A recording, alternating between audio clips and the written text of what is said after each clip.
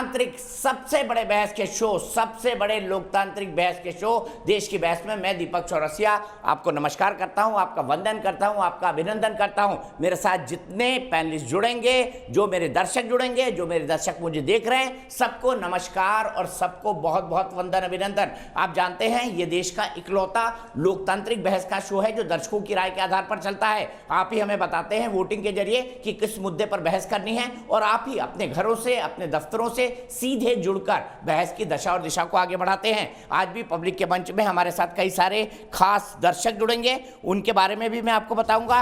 प्रियांशी कौशिक दिल्ली से जुड़ेंगी, शिवी चित्रांशी नोएडा से जुड़ेंगी, अभिषेक गोस्वामी बरेली से जुड़ेंगे और सौरभ जैन बरेली से जुड़ेंगे। तमाम लोग हमारे साथ जुड़ेंगे, लेकिन सबसे पहले ग्राफिक के जरिए देख लेते हैं हमने कौन कौन से 3 मुद्दे बहस के लिए दिए थे और किस मुद्दों पर आपने बहस करनी चाहिए।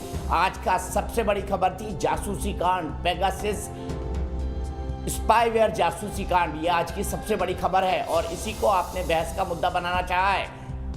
कथित जासूसी कांड पर इतना हंगामा क्यों मचा है? 60% लोगों ने इसे बहस का मुद्दा बनाना चाहा है। आप जानते हैं आज संसद के दोनों सदन नहीं चल पाए। एक हफ्ते से संसद के दोनों सदन नहीं चल पा रहे हैं। इसका कारण ये है कि एक जासूसी कांड अंतर्राष्ट्रीय अखबारों और भारतीय मीडिया में चर्चा में आया है। आरोप ये लगा है कि सरकार इजराइल की कंपनी एनओसे के स्पाईवेयर पेगासस के जरिए विपक्ष के नेताओं की, सुप्रीम कोर्ट के जजों की, पत्रकारों की और एक्टिविस्टों की जासूसी करा रही है। राहुल गांधी ने आज यहां तक कह दिया कि गृह मंत्री अमित शाह इसके लिए सीधे जिम्मेदार है, उन्हें इस्तीफा देना चाहिए और प्रधानमंत्री नरेंद्र मोदी पर सुप्रीम कोर्ट मॉनिटर्ड न्यायिक जांच होनी चाहिए। उन्होंने आरोप लगाया कि उनके भी फोन लगातार टेप किए जा रहे हैं। स्पाईवेयर के अलावा आईबी भी उनके फोन टेप कर रही है। सरकार ये कर रही है कि उसने ऐसा कुछ नहीं किया है। सरकार का ये कहना है कि ये खबर संसद के सत्र के एक दिन पहले इसलिए छापी गई है क्योंकि सरकार को बदनाम किया जा सके और देश में जो अच्छे काम सरकार कर रही है उससे ध्यान हटाया जा सके। हकीकत क्या है इस पर बात करेंगे, लेकिन सबसे पहले देख लेते हैं आज संसद और संसद के बाहर क्या कुछ हुआ कथित जासूसी कांड के मुद्दे को लेकर। मेरा फोन टैप किया और राहुल गांधी के फोन को कौन टैप करेगा? पेगासस फोन टैपिंग विवाद यानी कथित जासूसी कांड का मामला तूल पकड़ता जा रहा है। केंद्र सरकार पहले ही साफ कर चुकी है कि इस तरह के आरोप बेबुनियाद हैं, लेकिन कांग्रेस नेता राहुल गांधी ने गृह मंत्री अमित शाह से इस्तीफे की मांग करते हुए कथित फोन टैपिंग कांड की न्यायिक जांच की मांग की है। पेगासस जो है, इसको लोग सॉफ्टवेयर कहते हैं, स्नूपिंग सॉफ्टवेयर कहते हैं, ये हथियार है। इजरायली सरकार इसको हथियार का क्लासिफिकेशन देती है।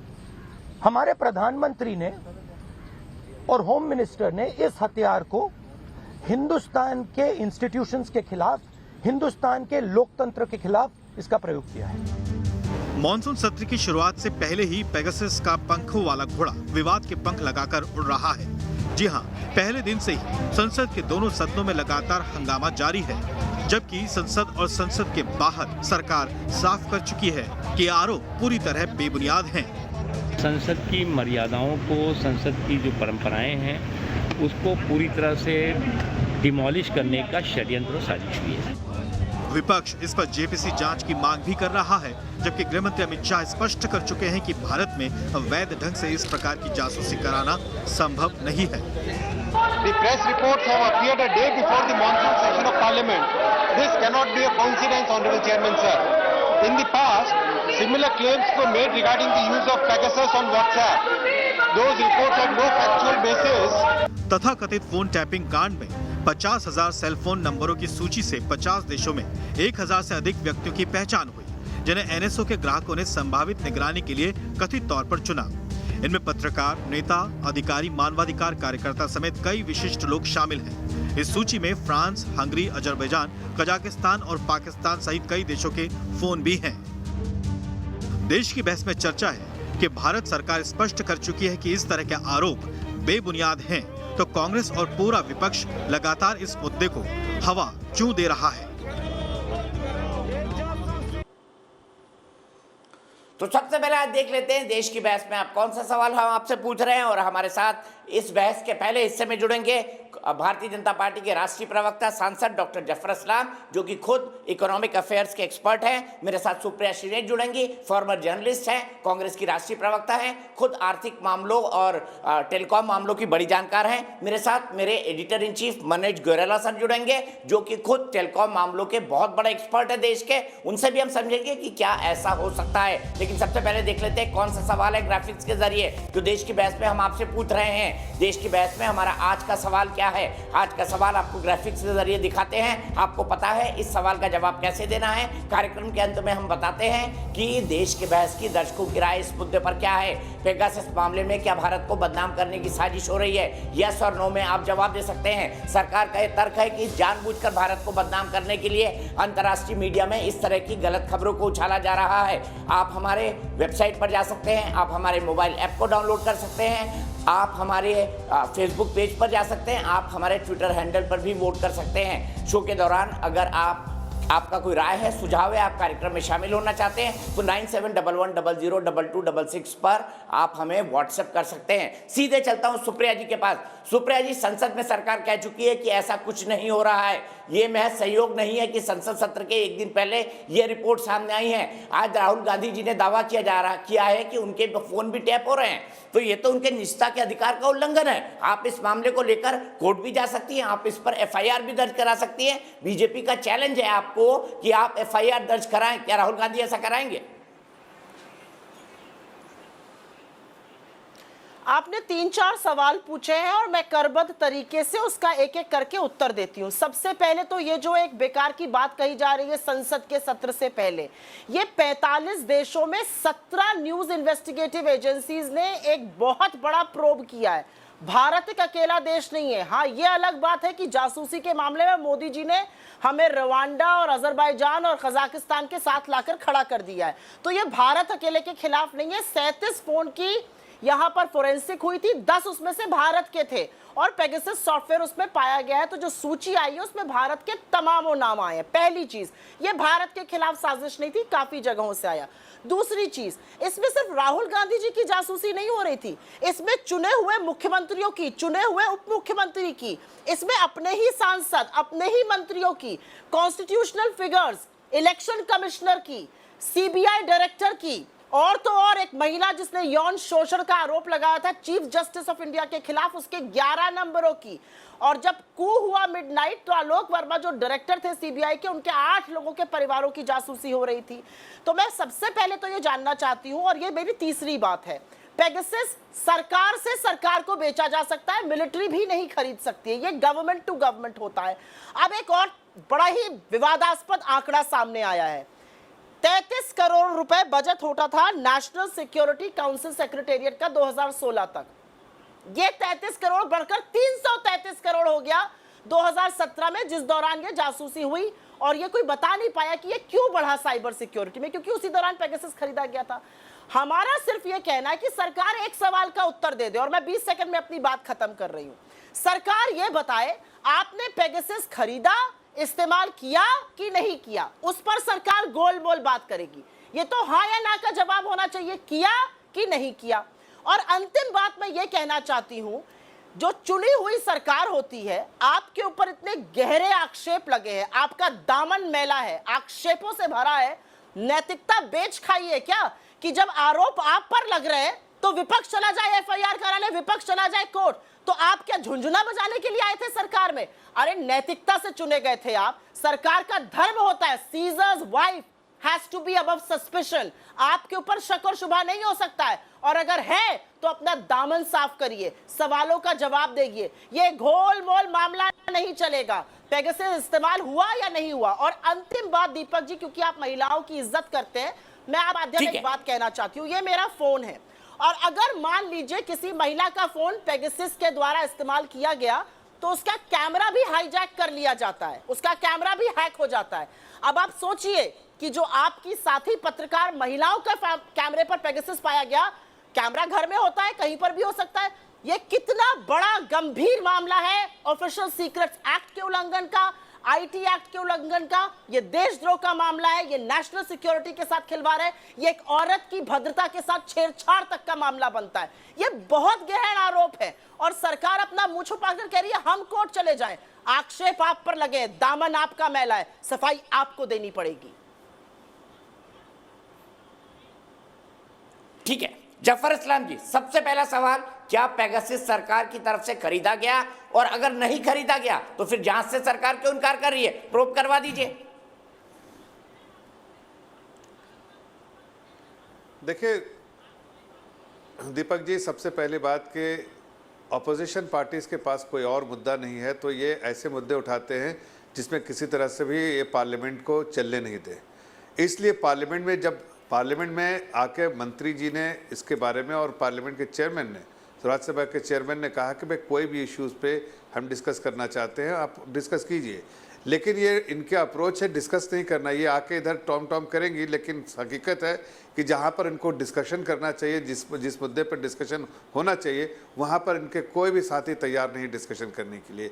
आप देखिए कि जो BAC होता है, जो advisory committee, business advisory committee, उस पर सारे मुद्दे डिस्कस किए गए हैं और हर चीज़ का आपको जवाब भी दिया गया, और जवाब अगर आपको चाहिए तो डिस्कशन होगा, आप संसद में डिस्कशन होगा। लेकिन डिस्कशन कैसे हो, किसी बात के आपको जो भी आपका सवाल जवाब है, जो आप खुल के डिस्कशन करना चाहते हैं, वो कैसे हो जब आप एक डिसरप्टिव फोर्स की तरह आप पार्लियामेंट में एक्ट कर रहे हैं।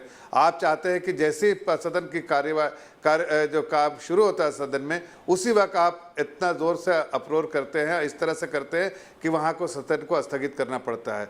एक बार नहीं अनेक बार इनके जितने भी मैं कहता हूँ कि कांग्रेस एक प्रिंसिपल अपोजिशन पार्टी थे, उनको एक अपने कॉन्डक्ट को इस तरह से दिखाना चाहिए कि ताकि बाकी लोग भी रिस्पॉन्सिबल, बाकी पार्टियां भी, छोटी छोटी पार्टियां भी हैं, वो भी रिस्पॉन्सिबल होके अपने साथ आपके साथ खड़े होके इस मुद्दे पे डिस्कस करें। इस मुद्दे पे जितने मुद्दे पे है, आदरणीय प्रधानमंत्री जी ने पहले दिन कहा था कि हर मुद्दे पे डिस्कशन करना चाहते हैं, लेकिन ऐसे मुद्दे जो झूठ से बिल्कुल प्रेरित हो, जिसको जो खासकर ऐसे मुद्दे उठाए ताकि इसमें आप जो विकास की जो हम राजनीति कर रहे हैं, जिस तरह से देश विकास की तरफ चल रहा है, उसको कहीं ना कहीं रोकने का काम करें। आज देखिए कितने सारे पेंडिंग बिल्स हैं। हमने पिछले सदर में जो है सेशन में हमने कितने प्रोडक्टिव अप्रोच रखा, हमें कॉपरेशन मिला अपोजिशन का भी। हम देखिए प्रोडक्टिविटी देखिए, जो राज्यसभा और लोकसभा की 114% और 90% थी, उसी तरह से हम चाहते थे कि इस पर भी जितने सारे बिल हैं उस पर डिबेट किया जाए, डिस्कशन किया जाए, और लेजिस्लेटिव मैटर है उसको कंक्लूड किया जाए। लेकिन उसको करने के बजाय ये इस तरह की चीज़ में फंसा देते हैं, और साफ मैं कह रहा हूँ कि सारे झूठे इल्ज़ाम हैं। सरकार ने इस पर सफाई दे दी है, लेकिन इनको चाहिए कि क्या ऐसा मुद्दा उठाओ जिस पे डिसरप्शन हो, और कोई भी कार्य जो लेजिस्लेटिव बिजनेस हो, जो कंडक्ट करना चाहिए, कंक्लूड करना चाहिए, वो ना हो पाए। यही उनका मकसद है। वो अपने मकसद में पूरे हफ्ते कामयाब हो गए, इसलिए कि जो तो सरकार ने पेगासस खरीदा या नहीं खरीदा? अपनी राजनीति जो पेगासस का जासूसी सॉफ्टवेयर है वो खरीदा या नहीं खरीदा? जफर भाई आपने जवाब नहीं दिया। देखिए सर, नहीं दीपक भाई, मैंने कहा कि सरकार ने इस मुद्दे पे सारे जवाब दे दिए हैं, और उस जवाब में बहुत साफ लफ्जों में कहा है कि ये सारी बातें झूठ है, और झूठ का सहारा लेके कांग्रेस पार्टी जो है लोगों को बदनाम कर, सरकार को बदनाम करने की कोशिश कर रही है। हकीकत यह है कि सुप्रिया जी, मैं आपका 1 मिनट में आ रहा हूं, इसका तकनीकी पहलू समझ लेते हैं। के बारे में उसने वो सारे चीजें जो है वो उसने जो एजेंसी है और जो ऑर्गेनाइजेशन NSO, उसने खुद से इस बात को कहा है कि ये सारी बातें जो इसमें कोई इंडिया में ना इसके बारे में कोई बात है, ना इसके बारे में कोई ऐसी बात हुई है। तो ये कांग्रेस की, और खासकर हम कह रहे हैं कांग्रेस और दीगर अपोजिशन पार्टीज, उनका काम है ये, इसलिए कि ये डिसरप्ट करना चाहते हैं पार्लियामेंट में। अच्छे मुद्दे पे बात करें। जफर भाई मैं आपको 1 मिनट रोकूंगा, सीधे मनोज सर के पास चलता हूं। मनोज सर मुझे बताइए कि ये स्पाईवेयर है क्या, कैसे जासूसी होती है, और आपको क्या लगता है क्या ऐसी जासूसी हुई है, और क्या इसकी जांच करना संभव है? मनोज सर। देखिए ऐसा है दीपक, मुझे नहीं मालूम कि इसमें सच्चाई क्या है, इस केस में पूरी सच्चाई क्या है, लेकिन मेरा मानना ये है कि इसकी एक निष्पक्ष जांच होनी चाहिए, जिसमें जो और एक ऐसी कमेटी से जिसमें कि सिर्फ टेक्निकल एक्सपर्ट्स हों और उसमें पॉलिटिकल लोगों का इन्वॉल्वमेंट, सब इसका जो इन्वॉल्वमेंट है वो कम से कम हो। अब हम देखते हैं कि ये केस है क्या। केस बेसिकली ये है कि एक बाहर की संस्था है एम्नेस्टी इंटरनेशनल, उसने फ्रांस की एक NGO की मदद से 50,000 लोगों की लिस्ट एक्सेस करी और उस लिस्ट में काफ़ी सारे नंबर्स और उस लिस्ट में चार्ज ये है कि इजराइल की जो NSO नाम की जो कंपनी है उसका पेगासस सॉफ्टवेयर है, उसकी मदद से कई सारे फ़ोन्स को हैक किया गया। जिनके फ़ोन्स हैक किए गए उसमें एक्टिविस्ट थे, पॉलिटिकल लोग थे।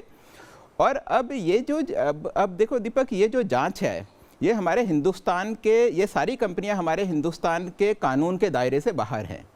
तो अगर कोई भी जांच होती है उसके लिए बहुत ज़रूरी है उसकी सक्सेस के लिए कि ये सारी की सारी कंपनियां उसमें सहयोग करें। ये कंपनियां सहयोग करेंगी, मुझे उसमें डाउट है।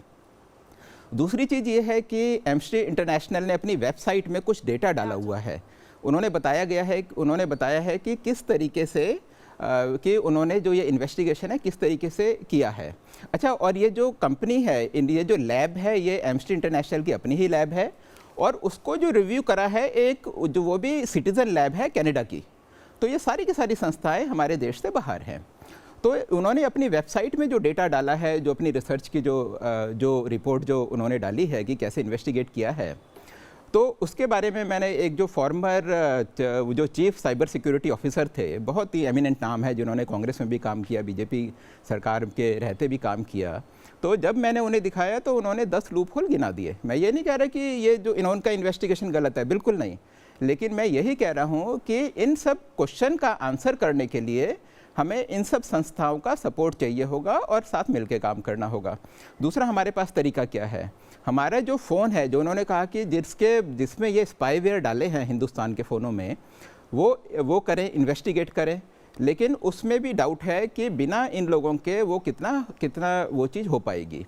तीसरी चीज़ ये है कि अगर आप इनकी रिपोर्ट देखें तो इनकी रिपोर्ट में इन्होंने कहीं भी नहीं कहा कि इस स्पाईवेयर की मदद से इस पर्टिकुलर फ़ोन को हैक किया गया है, कहीं नहीं बोला। इन्होंने ये बोला है कि ये सारे पोटेंशियल टारगेट थे, हो सकता है कि कुछ हुआ हो, तो इन्होंने लीगली अपने आप को सेफ करा हुआ है। और ये मेरे ख्याल से अच्छा, पर लेकिन तो भी ये नहीं मालूम कि ये फ़ोन हैक हुए हैं या नहीं हुए हैं, तो इसके लिए जांच होना बहुत ज़रूरी है। ठीक है, सुप्रिया जी मुझे बताइए, एमनेस्टी इंटरनेशनल, NSO या फिर अगर आप कनाडा की उस लैब की बात कर लें जिसने ड्यूली सर्टिफाई किया है इस पूरी इन्वेस्टिगेशन को, क्या है भारत की किसी जांच में शामिल होंगी? और कौन सी ऐसी एजेंसी है जो इसकी जांच कर सकती है? ये भी, इस तकनीकी पहलू को भी हमको समझना होगा जो मनोज सर कह रहे हैं। आप बताइए, आप भी बहुत कुछ जानती है इस फील्ड के बारे में। नहीं, बिल्कुल, मैं कुछ भी कहने से पहले 2-4 चीजें आपके व्यूअर्स को जरूर बताना चाहती हूं आपके माध्यम से। जब ये आक्षेप लगे, और ये 45 देशों में आक्षेप लगे, 17 इन्वेस्टिगेटिव एजेंसी, और ये एरी गैरी नत्थु खेरी इन्वेस्टिगेटिव न्यूज एजेंसीज नहीं है, ये वॉशिंगटन पोस्ट है, ये ले मोंड है, ये द गार्जियन ऑफ यूके है, ये रेडियो फ्रांस है यूके का, ये बड़ी बड़ी इन्वेस्टिगेटिव एजेंसी है जिनको प्रधानमंत्री मोदी जी कोट करते थे प्रधानमंत्री बनने से पहले। वो तो जब थोड़ी नेगेटिव रिपोर्टिंग शुरू हो गई तो उनसे दिक्कत होने लगी, नहीं तो इनको कोट करते थे, उनको अच्छा लगता था जब उनके बारे में बातें करी जाती थी। ये बहुत ही क्रेडिबल न्यूज इन्वेस्टिगेटिव एजेंसीज है, इनका बड़ा ट्रैक रिकॉर्ड है। मेरा तो सिर्फ एक सलाह है सरकार को कि अगर ये सब लोग झूठ बोल रहे हैं तो इनके खिलाफ मानहानि का दावा क्यों नहीं कर देते? आप एक मुकदमा ठोक दीजिए। और दूसरा, मुझे ये कहना है कि बाकी 44 देशों में इन्वेस्टिगेशन हो रहा है। इजराइल तक ने, जहां से NSO का उत्पत्ति हुई है, उन्होंने भी इंटर मिनिस्ट्रियल एक जबरदस्त बड़ी कमेटी बनाई है इसको इन्वेस्टिगेट करने के लिए। फ्रांस में इन्वेस्टिगेशन चल रहा है, मेक्सिको जैसी कंट्री में इन्वेस्टिगेशन चल रहा है, लेकिन हमारे यहाँ जो सच दिखाएगा उसके ऊपर तो ये रेड कर देंगे, तो ये इन्वेस्टिगेट कहां से करेंगे? और दूसरा बात मैं ये जरूर बोलना चाहती हूं कि एक लोकतंत्र में अगर इतना गंभीर आरोप सरकार पे लगेगा, ये सिर्फ निजता का मामला अब नहीं है, ये ऑफिशियल सीक्रेट्स एक्ट का उल्लंघन है, ये देशद्रोह का मामला है। एक विदेशी कंपनी, एक विदेशी जगह में आपके मंत्रियों का, आपके डेप्यूटी चीफ मिनिस्टर्स का, आपके लीडर ऑफ ऑपोजिशन का, आपके कॉन्स्टिट्यूशनल फिगर्स का, आपके चीफ जस्टिस ऑफ इंडिया का डेटा पड़ा हुआ है। ये कितना बड़ा देशद्रोह का मामला है, ये राष्ट्रीय सुरक्षा से कितना बड़ा खिलवाड़ है, किसी को समझ में आ रहा है अभी ये? और इसीलिए मैं कहती हूं इसकी एक निष्पक्ष सुप्रीम कोर्ट मॉनिटर प्रोब होनी चाहिए और ये मैटर तभी रेस्ट कर पाएगा जब दूध का दूध और पानी का पानी हो जाएगा। और जिसको झूठ से डर नहीं लगता, हाथ कंगन को आरसी क्या, पढ़े लिखे को फारसी क्या, साच को आंच नहीं, कराइए दूध का दूध पानी का पानी, करा लीजिए एक निष्पक्ष जांच, अपने आप सब सच सामने आ जाएगा।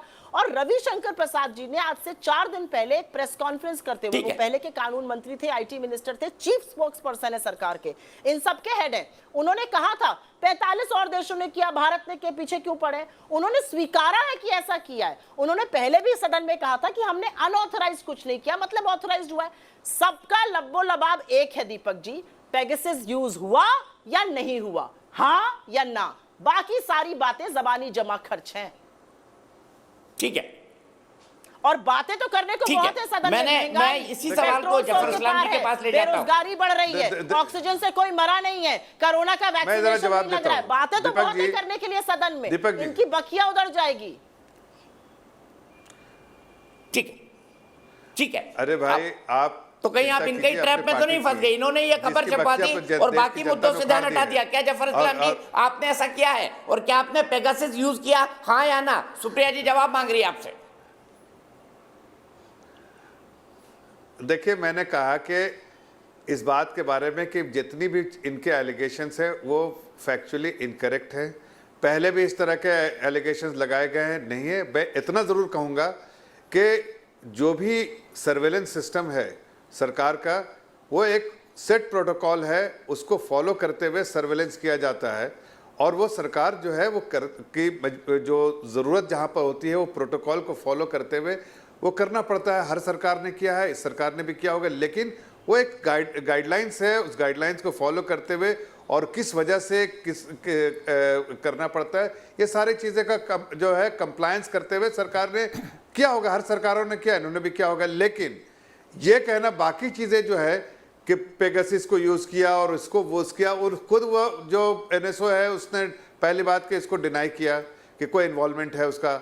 दूसरी बात कि बाकी चीज़ें जितने नंबर्स हैं उसको किया गया कि नहीं, जो 50,000 में से जो नंबर्स यहाँ पे उसको उसमें स्नूपिंग की गई कि नहीं, वो उसके बारे में कोई जानकारी नहीं है। तो ये फैक्चुअली इनकरेक्ट इन्फॉर्मेशन को लेके ये सिर्फ पार्लियामेंट को नहीं चलने देने के लिए ये सब चीज़ें की हैं। मैं ये ज़रूर कह रहा हूँ, और मैं आप ये जो बार बार कह रही है कि रविशंकर प्रसाद जी के बारे में, उन्होंने बिल्कुल साफ कहा है कि भाई सरकार का काम है करना सर्वेलेंस सिस्टम, सरकार ने किया है, करना पड़ता है, हर सरकारों ने किया है, लेकिन उसका एक प्रोटोकॉल होता है, उसका एक जो फॉलो करना प्रोसेस फॉलो करना पड़ता है, उसको फॉलो करते क्या है, उसमें क्या बुराई है, उस पर करना ही चाहिए। उस पर कोई थोड़ी हम कह रहे हैं कि नहीं किया है, लेकिन वो कौन सा है, कौन सा नंबर है, ये इसके बारे में इनके क्या जानकारी है? गलत इंफॉर्मेशन लाके सरकार को टारगेट करना चाहते हैं। बट ये सरकार देश हित पे काम करना चाहती है, देश हित के लिए काम कर रही है, लोगों के लिए काम कर रही है। इसलिए आप लोगों के जो ये रवैये से हम पीछे हटने वाले नहीं है। हम देश हित में काम करते रहेंगे और देशवासियों के लिए काम करते रहेंगे।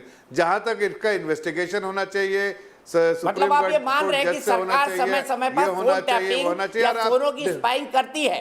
जफर भाई, आप ये मान रहे हैं कि सरकार निश्चित प्रोटोकॉल को मानकर फोनों की जासूसी करती है, फोनों को टैप करती है, आप ये मान रहे हैं? दीपक जी, मैं ये कह रहा हूं कि सरकार के एक प्रोटोकॉल होते हैं सर्वेलेंस सिस्टम का, और वो सिक्योरिटी रीजन के लिए सरकार को ये करना जरूरी है, अनिवार्य है सरकार के लिए। और वो हर सरकारों, चाहे यूपीए की हो, स्टेट की हो, सेंटर की हो, सबको एक सर्वेलेंस सिस्टम का जो प्रोटोकॉल है वो करना पड़ता है और करती है सरकार। लेकिन उस कैसे करती है, क्या करती है, इसकी जानकारी सरकार देती है बराबर टाइम टू टाइम। लेकिन जब इन्होंने कहा कि इन्वेस्टिगेशन करा लिया, अरे भाई पहले डिस्कशन तो कर लीजिए, आप पार्लियामेंट में, पार्लियामेंट तो चलने दीजिए। आपका तो मकसद है कि सिर्फ आपको कहीं ना कहीं इसको राजनीतिक मुद्दा बना के आप सोचते हैं कि कोई ऐसा राजनीतिक मुद्दा बनाओ, इसलिए कि आपके पास और कोई सरकार को क्रिटिसाइज करने के लिए नहीं है, तो आप इसको राजनीतिक मुद्दा बना रहे हैं। लेकिन आप यकीन मानिए सुप्रिया जी, आप भी देख रही हैं, जर्नलिस्ट है इतने सालों से, ठीक है, कि जितने साल से आपने ज्वाइन किया कांग्रेस की जमीन जो और खिसकती जा रही है। इस तरह के झूठे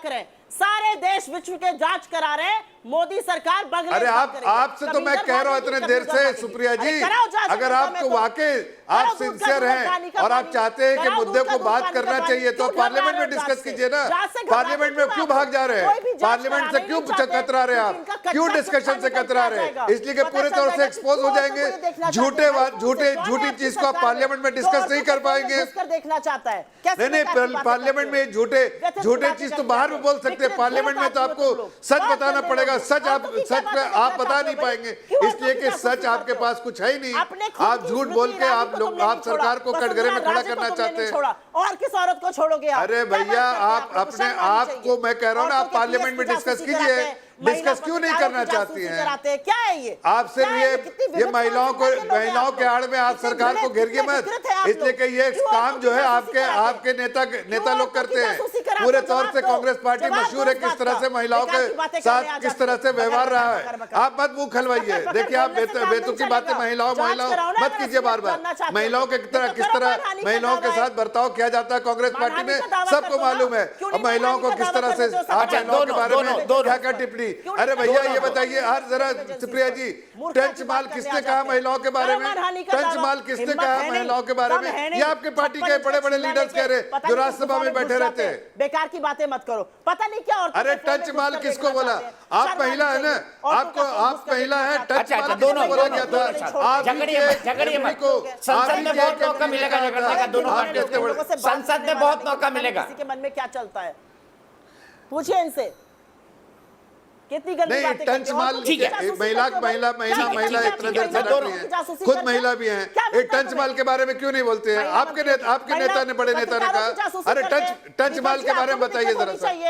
महिला मंत्रियों की जासूसी करते हैं, महिला पत्रकारों की। अरे आप क्यों भाग रही हैं? जब मैं पूछ रहा हूँ 100 ऐसे बातें कह दूंगा जो आपके बड़े बड़े लीडर ने कहा महिलाओं के बारे में। महिलाओं के प्रति क्या आपके पार्टी की सोच है वो सबको मालूम है। आप ज्यादा यहाँ पर बकर मत कीजिए। पूछ को सीधा करो। यहाँ पर शासन करने आए थे। अरे आप टेढ़ी है कि सीधी है मुझे मालूम नहीं, मोटी है कि पतली मालूम नहीं। मैं ये कह रहा हूँ कि आपकी बात में सच्चाई नहीं है।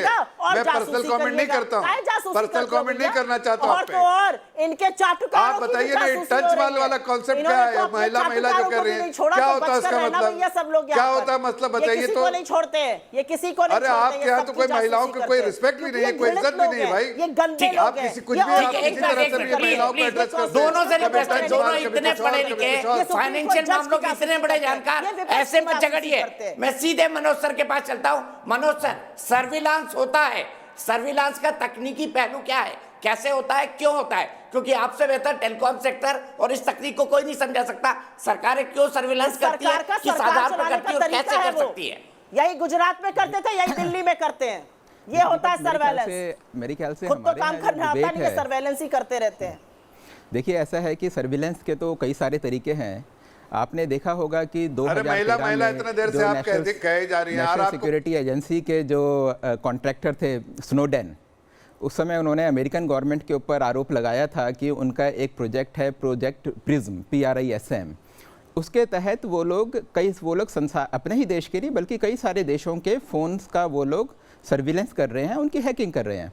उन्होंने कहा कि जितने भी जीमेल हैं या फिर जो भी या फिर फेसबुक है या फिर, और यहाँ तक कि उसने भी यही आरोप लगाया था कि वो जो फ़ोन है, कि अगर फ़ोन आपके बेडरूम में पड़ा है तो उसके कैमरे के थ्रू वो जान सकते हैं कि आपके बेडरूम के अंदर क्या क्या एक्टिविटी हो रही हैं। और ये बात फैक्ट है, ये बात सबको मालूम है कि अमेरिकन गवर्नमेंट ऐसा करती है, उनका वो था। दूसरा, उसने यूके की गवर्नमेंट के ऊपर उसने ये चार्ज लगाया था। यूके गवर्नमेंट का एक प्रोजेक्ट है टेम्पुरा, हाँ टेम्पुरा उसका नाम है। तो उस टेम्पुरा प्रोजेक्ट के तहत यूके गवर्नमेंट भी वही काम कर रही है यूएस के साथ मिलके। और उसके बाद फिर एमनेस्टी इंटरनेशनल ने ये आरोप लगाया यूके की गवर्नमेंट को कि यूके की गवर्नमेंट जो एमनेस्टी के जो भी एक्टिविस्ट हैं सबकी वो लोग स्पाइंग कर रहे हैं।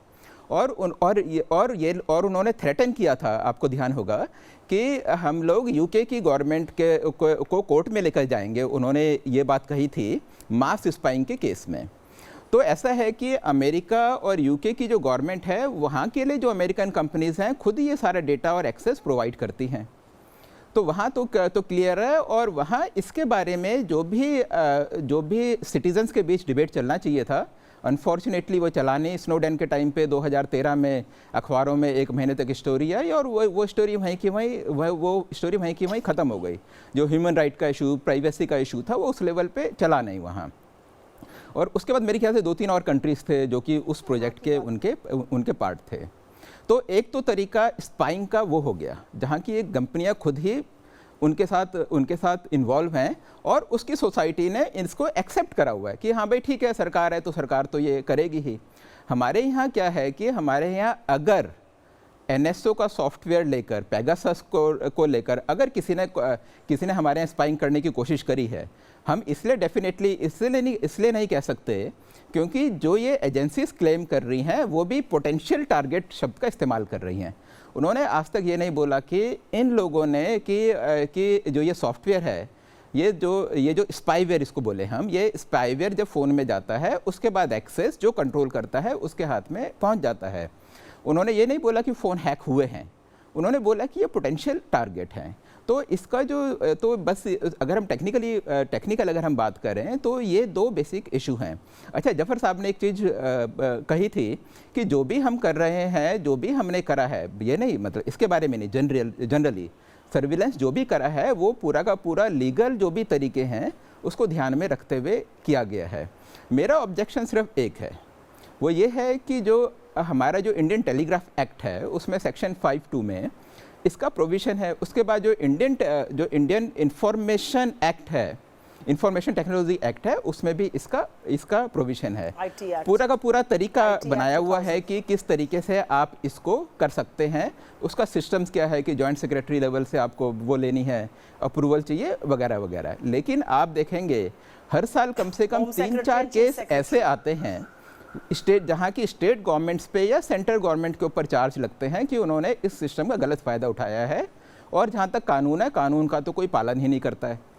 अगर हम इस साल की बात करें, इस साल एक तो राजस्थान की जो सरकार है, राजस्थान सरकार के ऊपर आपको ध्यान होगा कि एक चार्ज लगा था कि जो उनके एग्जिस्टिंग चीफ मिनिस्टर हैं उन्होंने अपने विरोधियों के खिलाफ फ़ोन टैपिंग करी थी। दूसरा, जो महाराष्ट्र में जो बीजेपी के एक फॉर्मर जो चीफ मिनिस्टर हैं, उन्होंने एक पुलिस ऑफिसर की मदद से, कोई फ़ोन टैपिंग ठीक थी या गलत थी, उसका इस्तेमाल करके एग्जिस्टिंग जो शिवसेना की सरकार है उसको उन्होंने एम्बेरस किया था। और ये ऐसा नहीं है, पिछले साल देखेंगे तो 3-4 केस पिछले साल के मिलेंगे। आपको ध्यान होगा सन 1990 में चंद्रशेखर ने ये आरोप लगाए थे कि उनकी जो फ़ोन है उसकी टैपिंग हो रही है। उससे पहले रामकिशन हेगड़े की सरकार इस पर गई थी। उसके बाद 1996 पे जब कई सारे पॉलिटिशियंस के ऊपर जब उन्होंने स्पाइंग करी सरकार ने, तो उसके बाद एक NGO कोर्ट में गई, 1996 की बात है। उसके बाद सुप्रीम कोर्ट ने गाइडलाइंस इशू करी कि इसका क्या क्या प्रोसेस होना चाहिए। तो ये अनफॉर्चुनेटली लंबे टाइम से ये चीज़ चले आ रही है। टेक्नोलॉजी चेंज हुई, हमने एक्ट भी हमने अपने चेंज करे, कानून में हमने चेंज करे, लेकिन आज की डेट में भी ये जो भी है इलीगल तरीके से ये फ़ोन टैपिंग सारी पॉलिटिकल पार्टीज़ जिस भी स्टेट में सत्ता में हैं वो अपने ओपोनेंट के अगेंस्ट करती हैं। तो ये आज की डेट में फैक्ट है। और मेरे को लगता है कि अगर इस वाले उसकी निष्पक्ष जांच हो, हमारे यहाँ कुछ डिबेट हो, डिस्कशन हो, हम अपने सिस्टम्स को स्ट्रांग बना सकें, इसमें चेक्स और बैलेंसेस हो सकें, और अगर चाहे तो हम कानून को कुछ स्ट्रेंथन करें, तभी हमारी इस बहस का कुछ फ़ायदा होगा। ठीक है सुप्रिया जी, सीधे मेरा सवाल है, पोटेंशियल टारगेट खुद जो इन्वेस्टिगेटिंग एजेंसी है उन्होंने नहीं कहा कि इनकी जांच हो रही है या इनके फोन का स्पाई हो रहा है, उन्होंने कहा ये पोटेंशियल टारगेट है, हो भी सकता है नहीं भी हो सकता है। तो इस पर कितना भरोसा किया जाए ये भी बता दीजिए। मनोज सर ने बताया पोटेंशियल टारगेट शब्द का इस्तेमाल हुआ है। मैं आपको बता देती हूँ, हाँ मैं आपको 2 चीजें बता देती हूँ। आप तो बड़े वरिष्ठ पत्रकार हैं, आप जानते हैं कि जब सूत्रों के हवाले से खबर आती है, और मैं भी टीवी का में रह चुकी हूं, और हम क्वेश्चन मार्क लगा देते हैं कि हमारे ऊपर कोई लायबिलिटी ना बन जाए, इससे कैबिनेट का एक्सपेंशन होगा कल, क्वेश्चन मार्क, क्योंकि लायबिलिटी ना बन जाए, कोई ये ना कहे कि आपकी खबर गलत थी, हमने उसको अलेज्ड कह दिया, हमने तथाकथित कह दिया, पोटेंशियल कह दिया। वही इन्होंने भी काम किया, लेकिन इन्होंने 37 फोनों की फोरेंसिक जांच कराई है, उसमें से 10 इंडिया के थे। हर आदमी अपना फोन देने में कंफर्टेबल नहीं होता है, कुछ लोग फोन इसलिए नहीं दे पाते क्योंकि वो फोन यूज नहीं कर रहे, जैसे राहुल जी वो फोन यूज नहीं कर रहे हैं, अब वो फोन उनके पास नहीं है तो वो नहीं दे सकते। मेरा दिक्कत यह है कि यहां पर बैठकर आप एक नेशनल टीवी पर बैठ के जासूसी के बारे में ऐसे बात कर रहे हैं जैसे वो सरकार चलाने का एक नायाब तरीका हो। आपका इतिहास शायद उससे कलंकित हो, ये सरकार चलाने का तरीका नहीं होता है। सरकार चलाई जाती है नैतिकता से, जासूसी से नहीं। और सबसे बड़ी बात यह है कि जब एक चुनी हुई सरकार पर इतना बड़ा आरोप लगता है और विश्व भर की सरकारें जब उसकी जांच करा रही है, तो आप थेथराई नहीं कर सकते, आप आंख में शर्म का पानी बेचकर नहीं पी सकते, आपको जांच करानी पड़ेगी, क्योंकि आरोप बहुत संगीन है और आरोपों की जांच होनी चाहिए। यह देश जानना चाहता है कि क्या भैया सबके फोन में मोदी जी सुन रहे हैं, क्या जासूसी कर रहे हैं, क्यों फोनों में घुसे हुए हैं सरकार, ये सारा देश आज जानना चाहता है। सिंपल 100% बात ये है, क्योंकि और ये भी सच है, इन एजेंसीज की बहुत क्रेडिबिलिटी है, दुनिया भर में इन्होंने इन्वेस्टिगेशन किया है। इनके इन्वेस्टिगेशन को 2014 से पहले भाजपा वाले भी लिए फिरते थे, अब जब इनकी बखिया उधेड़ रही है तो इनको दिक्कत हो रही है।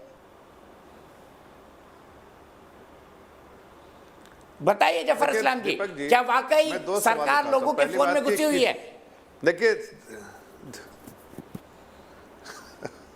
मैं तो इनसे एक सवाल करता हूं कि आपने ही अभी बताया अपने प्रोग्राम में, और मनोज जी ने भी बताया, आपने भी बताया, और इनको ही पता है कि एजेंसियां खुद कह रही हैं, जो बाहर की एजेंसी जिसपे बहुत रिलायबल आज के दिन में बहुत रिलायबल इनके लिए हो रहा है, वो खुद कह रहे हैं कि भाई हम कोई पुष्टि नहीं कर सकते। करते थे कभी, बहुत रिलाय करते थे आप, बहुत कोट करते थे इनको, लिए फिरते थे इनको हर जगह, जो उस नंबर पे किसी का सर्वेलेंस किया गया है।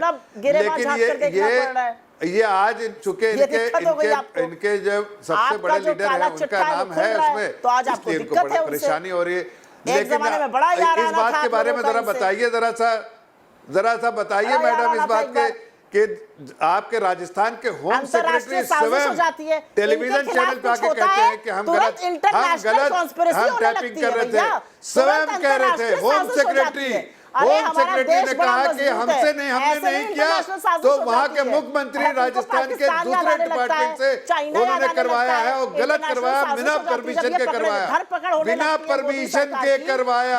ये सर्वेलेंस कराने वाली झूठी पार्टी आप लोग हैं जो गलत तरीके से सर्वेलेंस करती है। अगर होम सेक्रेटरी आपके स्टेट का मना कर रहा है, जो कॉम्पिटेंट अथॉरिटी है, तो भी आपके मुख्यमंत्री ने सर्वेलेंस अपने ही लोगों पे कराया, इसलिए सरकार चलाना आता है, सरकार चलाना तो देख लिया, लाखों लोग मर गए, नैतिकता का पहाड़ा पड़ रही है। नैतिकता बताइए ना, ये कौन सी नैतिकता थी जब होम सेक्रेटरी ने मना कर दिया, तो भी आप कह रही है। तब से मैं पूछ रहा हूँ कि ये आप महिला कह रही है झूठे इल्जाम लगा के, जो सच्चे अब दोनों की आवाज किसी को नहीं सुनाई पड़ रही, अब दोनों एक दूसरे पर बोल रहे हैं, दोनों की आवाज दर्शक नहीं समझ पा रहे हैं, इसीलिए मैं अपनी एक दर्शक के पास चलता हूँ, प्रियांशी कौशिक दिल्ली से। दोनों रुक जाइए, थोड़ा सांस लीजिए। प्रियांशी कौशिक, मेरी एक दर्शक दिल्ली से जुड़ गई हैं। प्रियांशी, क्या मानती है, फोन टैपिंग करवाती है सरकार? नमस्ते sir, thank you so much. Sir, मैं बस ये कहना चाहती हूँ कि एमनेस्टी इंटरनेशनल ने जो लिस्ट जारी करी थी 50,000 नंबर्स की, उसमें से उन्होंने 300 नंबर्स इंडिया के बताए, जो कि सिर्फ और सिर्फ उनका एक अनुमान है। उन्होंने अंदाजा लगाया और उन्होंने ये बोला कि प्रोबेबिलिटी है कि इन नंबर्स की जासूसी की गई हो। तो सर, मेरा सिर्फ ये सवाल है विपक्ष से कि इस बात की उनके पास क्या सबूत है, क्या प्रूफ है कि उनकी जासूसी कराई गई है? और सर, मेरा सरकार से सिर्फ ये सवाल है कि अगर उनको लगता है कि जो विपक्ष है ये सारी बातें झूठ बोल रहा है, तो वो इनके खिलाफ कार्रवाई क्यों नहीं कर रही है? ठीक है, यही सवाल जफर इस्लाम जी के पास ले जाते हैं। जफर इस्लाम जी, अगर एमनेस्टी इंटरनेशनल और ये रिपोर्ट झूठ बोल रही है, तो सरकार इस रिपोर्ट के खिलाफ कार्रवाई क्यों नहीं करती? दर्शक पूछ रहे हैं हमारे। करें मुकदमा? देखिए, सरकार लीगल तरीके से सब काम करती है और करेगी भी, ये मैं आपको बताना चाहता हूँ। लीगल रिकॉर्ड सरकार लेती है, और सरकार लीगल रिकोर्स जब लेगी तो आपको ही पता चल जाएगा कि लीगली तरीके से आप उन पर चैलेंज करेंगे ना। मैं इनसे पूछता हूं कि इनको भी जाना है तो कोर्ट पे चले जाए, लेकिन अगर डिस्कस करना है तो पार्लियामेंट है, पार्लियामेंट में सारे मुद्दे डिस्कस कीजिए जो देश हित के हैं। सर्वेलेंस होता है, क्यों भाई नेशनल सिक्योरिटी के लिए सर्वेलेंस की जाती है? आप तो सरकार बचाने के लिए सर्वेलेंस कर रहे हैं। सवाल हमसे भी था। मैं राजस्थान का बार बार राजस्थान कर नहीं राजस्थान पे आप तो सरकार गिराने के लिए सर्वेलेंस करते हैं। सबको पता चल गया आपने कर्नाटक में क्या किया था। नहीं, सरकार के वहाँ के होम सेक्रेटरी ने मना कर दिया तो क्या किया आपने गलत तरीके से आपने सारे वो प्रोटोकॉल तोड़ दिए, सारे प्रोटोकॉल आपने साइड में कर दिए, इसलिए कि आपको सरकार बचाने के लिए, सरकार के लिए काम कर रहे। वो आपके ही लोग थे जो आपके जितने एमएलए आप थे और आपके एमएलए से लिबरियाइए मत, जवाब दीजिए पेगासस यूज किया या नहीं किया? आप किस अधिकार से सर्वेलेंस कर रहे थे जब मानहानि का दावा ठोक देते हो भैया? ऑफिशियली मानहानि का दावा ठोकते कहा कि भाई ये हमने मना किया लेकिन हमने गलत तरीके से फोन टैपिंग की है। का मुकदमा काहे नहीं कर देते हो? क्योंकि आपको पता है आप झूठ बोल रहे हो, क्योंकि आपको पता है कि आपका दामन झूठ और आक्षेपों से भरा है, इसलिए आप गलत कर रहे तो आपसे भी होगा। नहीं तो करिए मुकदमा। ठीक तो कह रही है बच्ची, हम कोई डरने वाले नहीं है। मुकदमा काहे नहीं कर देते? आप तो 16-16 साल की 18-18 साल की लड़की को लाकर जेल में डाल देते हैं अभिव्यक्ति की आजादी का दमन करते हुए। आपको क्या डर है? कर दीजिए मुकदमा। आप तो ट्विटर पर रेड करने पहुंच जाते हो, आपको क्या डर है? कर दीजिए मुकदमा ना, क्या दिक्कत है आपको? लेगी उस पे करके दिखाइए ना। अरे भैया दम है छाती में तो मुकदमा कर दो। अगर सच बोल रहे हो, आपको पता है आप झूठ बोल रहे हो तो आप मुकदमा कर नहीं सकते हो। आप मुकदमा कर ही नहीं सकते, आपकी औकात नहीं है मुकदमा करने की, क्योंकि आप झूठ के साथ खड़े हो। अगर सच होता तो मुकदमा कर चुके होते, अभी तक ये नहीं पता है, सबको पता है। गलत काम जब बीच पर घूम रहे थे ना मोदी जी और नेतन्याहू, सबको पता है। कांग्रेस पार्टी का इतिहास सबको पता है। जब बीच पर कांग्रेस पार्टी लखौरी हो रही थी ना, तभी ये डील हुई पार्टी थी। जो है 33 करोड़ से 333 करोड़ हो गया खर्चा एक साल में। कैसे हो गया भैया? जरा बताना, समझाना, थोड़ा समझ में नहीं आया। 33 करोड़ से 333 करोड़ कैसे हो गया? ये समझा दो। मुफ्ता की लिबर आदत मत रखो। अरे एमपी बन गया, थोड़ा लिबरियाओ कम। तथ्यों पे बात करो, जवाब दो इस बात का। पेगासस यूज किया या नहीं किया? 33 करोड़ का बजट 333 करोड़ कैसे हो गया एक साल में? बताओ, इस बारे में बताओ। बता नहीं पाओगे क्योंकि आप झूठ बोल रहे हो। आपको पता है आप झूठ बोल रहे हो, आप झूठे हो, बहुत बड़े झूठे हो। अगर सच होता तो अभी तक मानहानि का दावा कर चुके होते। इसीलिए मैं बदतमीज आप मानहानि का दावा कर चुके होते अगर सच होता। होगा ना, जब होना होगा। कोई सत्यता नहीं है, आपका पूरा इतिहास करेंगे ना। आपको क्यों परेशानी है? आप इतने बेचैन क्यों हैं? इतना बेचैन मत करो। जासूसी गुजरात में करते थे, वहीं छोड़ दो।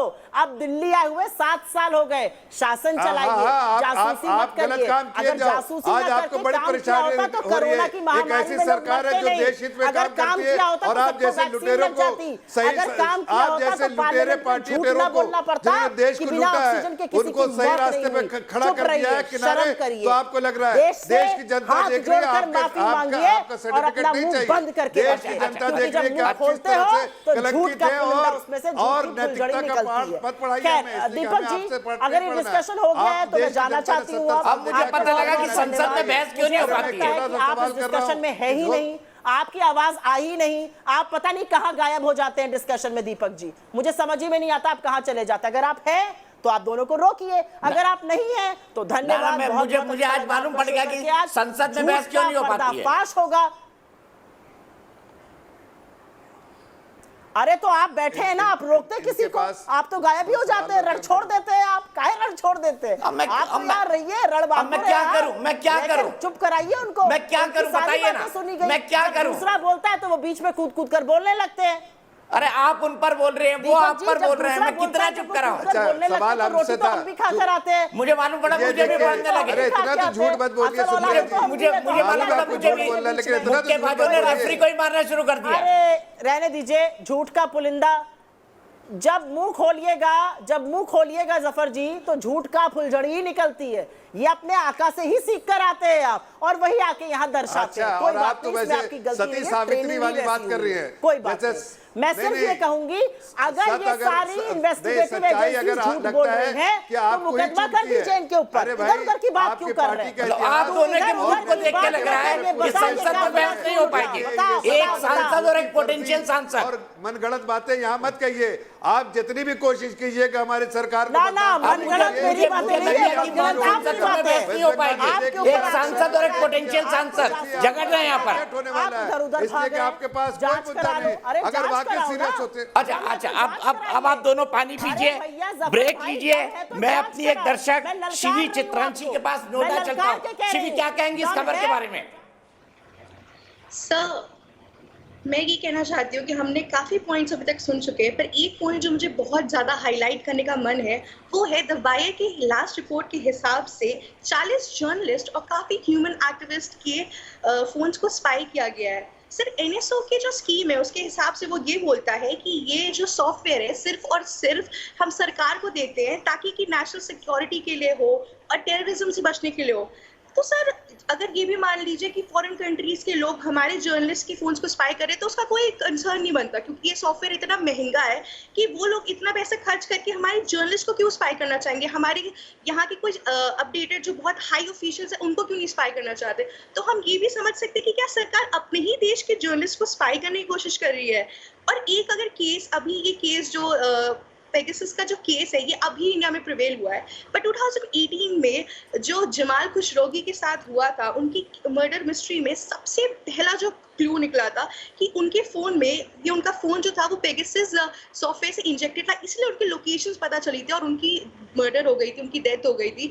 तो ये बहुत ही कंसर्निंग इशू है हमारे आने वाले जर्नलिस्ट के लिए और हमारे देश की प्राइवेसी के लिए। और मुझे ऐसा लगता है कि हमें सरकार को, सिर्फ सरकार को ही नहीं, गवर्नमेंट को इसके खिलाफ स्ट्रिक्ट रूल्स बनाने चाहिए।